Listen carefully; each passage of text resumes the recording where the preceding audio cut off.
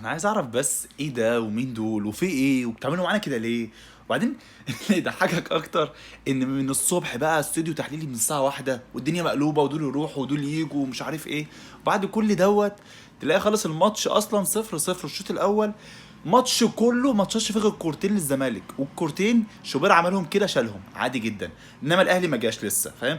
فايه بقى؟ وبعدين انا بجد انا فرحان ان ما بتجيبش جوان. تخيل مثلا لو لا قدر الله لا قدر الله جبنا جون، هنقطع قعده حسن المستكاوي ومدحت شلبي مع بعض، هنقطع عليهم. انا حاسس ان انا قاعد في حنه بنت خالتي. في ايه يا جدعان؟